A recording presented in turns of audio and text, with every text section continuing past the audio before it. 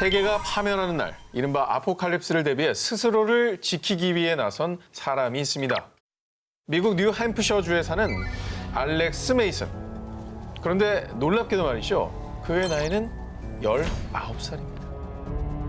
19살 메이슨은 8년 전인 11살부터 지구 종말에 대비해왔습니다. 자, 2012년 전 세계에서 일어나는 각종 재난재해 뉴스를 접하며 문득 섬뜩한 생각이 든 건데요. 요한계시록에 있는 심판의 날이 가까워진 게 틀림없어. 이후 자신과 가족을 지키기 위해 일명 지구 종말 대비 프로젝트에 돌입한 메이슨. 근데 무슨 마음인지는 알 것 같네요. 그 어린 나이에 그런 걸 접하면 덜컥 겁이 나죠. 그 거대한 자연재해나 핵전쟁 위기 뭐 뉴스 보면은 두려움이 들어요. 어른들도. 네. 근데 이게 어렸을 때는 더 크죠. 그렇죠. 자, 그럼 메이슨이 무려 8년간 준비해온 지구 종말 대비 프로젝트를 살펴보겠습니다. 자, 먼저 메이슨이 정말 한 몸처럼 언제나 어디든 메고 다니는 배낭이 있는데요. 이 배낭에는 쌀, 통조림 등 비상 식량뿐만 아니라요. 혹시 모를 부상에 대처할 수 있는 구급용품이 갖춰져 있고요. 자연재해로 집을 잃었을 때를 대비한 임시 대피소, 설치 방법과 숲에서 식량을 구하는 기술을 연마, 또 실전처럼 정기적으로 숲에서 밤을 보내면서 생존 기술을 높이기 위한 훈련까지 하는 노력을 기울이고 있다고 합니다. 메이슨 외에도 전 세계 수많은 사람들이 지구 종말을 대비하고 있는데요. 자, 이렇게 지구 종말을 대비하는 사람들을 일명 프레퍼족이라고 부르는데요. 실제로 인별그램에 프레퍼를 검색하면 무려 40만 개 이상의 피드가 올라와 있을 정도라고 합니다. 자, 프레퍼족들은 서로 너튜브, SNS를 통해 정보를 수집하고 공유하고 있다고 하네요. 이렇게 혹시나 모를 재난이나 지구 종말에 대비하고 있는 사람들이 실제로 있다는 것도 놀라운데 많았다는 게 더 놀랍네요. 우리보다 더 현실로 느끼고 있나 봐요. 그렇습니다. 이번에는 재앙으로부터 수십, 수백, 아니 수천 명을 구원할 세상에서 가장 안전한 곳, 일명 현대판 노아의 방주로 불리는 벙커를 여러분께 소개해드리겠습니다. 자, 바로 미국의 비보피 엑스포인트. 그 어떤 재난, 재앙에도 끄떡없이 무려 약 5천 명을 구원할 수 있는 세계 최대 규모의 벙커 마을입니다. 벙커 마을이요? 5천 명을 수용한다고요? 미국 사우스 다코타주에 위치한 비보피 엑스포인트는요, 무려 575개 벙커로 이루어져 있는데요. 1967년까지 미 육군의 폭발물, 탄약 등을 저장하던 군용 창고를 2016년 세계적인 벙커 제작 업체에서 매입, 이후 최대 5천 명을 수용할 수 있는 세계 최대 규모의 벙커 마을로 개조를 한 겁니다. 폭발물을 보관하는 군용 창고면 뭐 안전성 면에서 믿음이 가네요. 네, 그런 거 터지면 절대 안 되는 거예요. 떨어지더라도 안전한 네. 거죠. 575개 각 벙커는 물, 가스 등의 투과를 막기 위해 콘크리트와 강철로 구성이 되어 있어서요. 핵폭발, 생화학 무기, 강력한 지진에도 끄떡없다고 하고요. 와. 또 넘사벽 스펙이 또 있는데 예를 들면 폭탄 100톤이 터지면 네. 500m 의 콘크리트 건물 절반이 초토화된다고 하는데 근데 이 위력의 2배 이상을 버틸 수 있다고 합니다. 그리고 이 벙커에는 5천 명의 사람들이 무려 1년간 문 밖으로 나오지 않고도 생존 가능하도록 식량뿐 아니라 의료시설 등 생활 요건이 갖춰져 있다고 합니다. 뭐 이 정도면 세상에서 가장 안전하면서도 안락한 곳이라고 표현해도 되겠죠. 이것을 기반으로 한 스피커, 청소기, 세탁기 등 가전은 물론 자동차에도 탑재되어 있는 이것, 바로 AI, 인공지능인데요. 요새 진짜 AI 없는 제품이 없어졌어요. 맞아요. 그런데 말입니다. 과연 AI 시대가 오는 게 우리에게 좋은 일이기만 할까요? 만약 누군가 인류를 위협할 수 있는 큰 그림을 그리고 있다면? 이거 공포스럽긴 해요. 인공지능은 우리 통제를 벗어날 수가 있잖아요. 그렇습니다. 천재 물리학자 스티븐 호킹은 인공지능을 두고 인공지능 기술의 발전은 인류의 종말을 초래할 수 있다라며 우려를 표한 바 있죠. 우주 탐사 기업 스페이스비의 최고 경영자 일론 머스크 역시 인공지능 개발은 악마를 소환하는 것이라는 섬뜩한 경고를 날리기도 했는데요. 그 이유는 인공지능이 인간을 공격할 수도 있기 때문입니다. 다시 말해 인공지능의 지배 아래 끔찍한 인간 청소를 자행하는 세상, 영화 터미네이터가 현실이 될 수 있다는 겁니다. 저 영화는 정말 그 어떤 공포 영화보다 무섭지 않아요. 사실은 액션처럼 그려서 그렇지 되게 무서운 내용이에요. 네.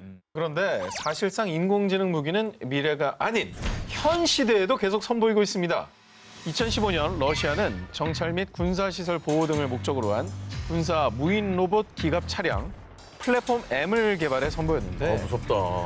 이 무기가 무인으로 사격 시스템을 작동할 수 있다고 하고요. 또 다른 군사 강국 미국에서는 신형 장거리 대한 미사일에 인공지능을 탑재했는데 이 미사일은 적 함정을 향해 날아가다가 공격 목표가 바뀌거나 적국의 요격 미사일을 피해야 될 경우 이걸 인공지능 기술로 자체 비행 방향을 설정할 수도 있다고 합니다. 그리고 개발뿐만 아니라 이 인공지능 무기들이 실제 전투에서도 적용되고 있습니다. 러시아는 전투용 로봇 플랫폼 M을 시리아 내전 현장에 투입하기도 했고요. 미국은 중동 테러 조직 알카에다와 IS 소탕 작전을 벌일 때 MQ-1 프레데터나 MQ-9 리퍼와 같은 무인 공격기를 사용했다고 합니다. 이게 실제로도 지금 벌써 투입이 되고 있다고 하니까 우리가 하는 이 우려가 꼭 영화 속에서만 있는 일들은 아닌 거예요. 현실에서 일어날 수 있는 거예요, 지금. 그래서 2017년 일론 머스크 회장은 본인의 SNS에 인공지능의 안전성을 반드시 걱정해야 한다. 인공지능은 핵보다 훨씬 위험하다라고 올리며 경고를 했고요. 더불어 116명의 AI 로봇 기업 대표와 살상용 로봇 무기 개발 금지를 촉구하는 서한을 유엔에 보내기도 했다고 합니다. 수많은 이들도 인공지능이 인명을 살상하는 날이 가까워지고 있다. 인공지능 무기 경쟁은 곧 인류 파멸이라며 두려움에 떨고 있는데요.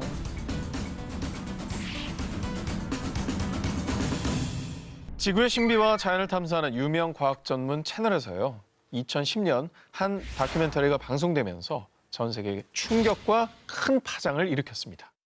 누구죠? 다큐지?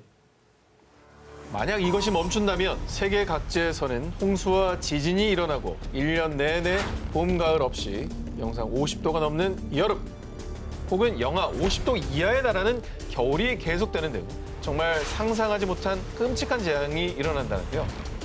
대체 그게 뭐냐? 바로 지구가 멈췄을 때입니다. 우리 지구는 23.5도로 기울어진 자전축을 중심으로 하루에 한 번 시계 반대 방향으로 회전하는 자전운동을 하고 있습니다. 그래서 이 신비로운 자연의 섭리 때문에 태양의 열을 받는 위치와 면적이 달라지고 선선하거나 덥거나 춥거나 하는 계절이 생기는 건데요. 그런데요, 만약 지구의 자전 속도가 서서히 느려지다가 결국 멈춰버린다면 과연 어떻게 될까요? 먼저 지구 전체의 지형이 급격하게 변하게 됩니다. 지구의 자전력이 바다를 적도 부근에 고정시키는 역할을 하는데요. 만약 이 지구가 자전을 서서히 멈추게 되면 적도 지역의 바닷물들을 잡아두는 원심력이 약해지고 그렇게 되면 극지방으로 바닷물이 몰리게 되겠죠. 영국과 유럽 대륙 사이에 바닷물이 쭉 빠져 이어져 버리게 되는 겁니다. 싹 잠기게 되는 거죠. 그러면 아직 지구 온난화가 급격히 빨라지겠네. 거기서 시간이 더 지나게 되면 북극 지방에 몰렸던 바닷물들은 넘치고 다시 불어나면서 해수면이 상승하는데요. 그러면 영국, 프랑스, 일본, 우리나라까지도 수많은 나라들이 이제 바닷물에 잠기며 초토화되어 버리는 거죠. 아, 바닷물에 잠긴다는 생각을 한 번도 해본 적이 없는데. 그렇죠. 바닷물에 엄청난 양이 움직이는 속도가 있으니까 쓰나미 저리 가라네요. 끔찍한 멸망 시나리오는 여기서 끝이 아닙니다. 지구의 자전을 따라 일정하게 회전했던 핵, 멘틀, 지각들이 각각 다른 속도로 회전하면서 이게 마찰을 일으키게 되면 그 과정에서 지각의 균열이 일어나 세계 각지에서 지진과 화산이 폭발하고 홍수가 발생하는 등 전 세계 곳곳에서 재난이 벌어지게 되는 거죠. 섬세한 우주의 조화로 살아 숨쉬는 지구. 지구의 숨이 멈추고 완벽한 균형이 깨지는 순간 돌이킬 수 없는 비극은 피할 수 없을 겁니다. 갑작스러운 빙하기로 얼어붙은 지구에서 살아남은 인류의 이야기를 담은 영화 설국열차. 자, 그런데 만약 영화처럼 빙하기가 현실이 된다면 지구와 우리 인류는 어떻게 될까요? 빙하기란 지구의 기온이 하강하여 남극과 북극, 대륙, 산 정상 등의 얼음층이 형성되는 것을 말합니다. 기후학자들은 지구의 평균 기온이 약 2도에서 5도 정도 하락할 경우를 빙하기로 간주한다고 합니다. 그리고 지금까지 지구는 약 10만 년을 주기로 20번 이상의 빙하기를 겪었다고 합니다. 그런데 말이죠. 우리가 오늘 쓸 지구 멸망 최악의 시나리오는요. 다소 극단적이지만 만약 한 달, 아니 일주일 만에 갑자기 빙하기가 닥친다면 지구엔 어떤 일이 일어날까입니다. 아, 오늘 뭐 너무 끔찍한 얘기를 많이 들어서 네네. 예, 마음의 준비를 좀 하고 들어야 되겠네요. 현재 지구의 평균 온도인 15도에서 약 8도만 하락해도요. 남극 대륙은 물론 적도를 제외한 전 세계가 눈으로 뒤덮이게 됩니다. 북극, 캐나다, 미국 등을 포함해 지구 표면의 약 30%가 빙산처럼 결빙된다고 하는데요. 그런데 만약 그보다도 더 낮은 온도의 빙하기가 급속도로 찾아온다면요. 영화 투모로우처럼 거의 모든 지구는 빙하로 꽁꽁 얼 것입니다. 인류가 만든 항공, 철도 등 수많은 기술 역시 다 얼어붙어서 무용지물이 되고요. 극심한 추위에 적응하지 못해 감자와 옥수수 등 농작물과 식물들이 얼어붙으며 멸종. 그러면 식물을 먹는 채식 동물들도 굶어 죽고요. 결국은 먹이 사슬에 따라 우리 인간들이 먹을 것도 사라지게 되겠죠. 무엇보다 지금처럼 숨을 자유롭게 쉬지 못할 겁니다. 직접 공기를 들이마셨다가는 폐와 호흡기관까지도 다 얼어붙을 테니까요. 그러니까 우리가 당연하게 누리는 일상도 다 그 빙하가 있다면 생각할 수 없는 거잖아요. 그렇죠. 그 영화 같은 일이 직접 벌어진다면 너무 끔찍하네요. 자, 그런데 아예 빙하기가 계속된다면요. 정말 운이 좋아야 선택받은 자들만이 영화 설국열차처럼 살 수가 있을 겁니다. 단백질 블록만 먹으면서 말이죠. 야, 설국열차를 볼 때 그 송강호나 이런 분들이 좀 불쌍하게 느껴졌었는데 사실 꼬리칸도 그렇다면 그러니까. 선택받은 자들이었는데. 그렇죠. 네. 인류의 역사와 문명까지 다 꽁꽁 얼릴 수도 있는 빙하기. 최악의 멸망 시나리오에 그치길. 영화 속 재앙은 일어나지 않기를 바랍니다.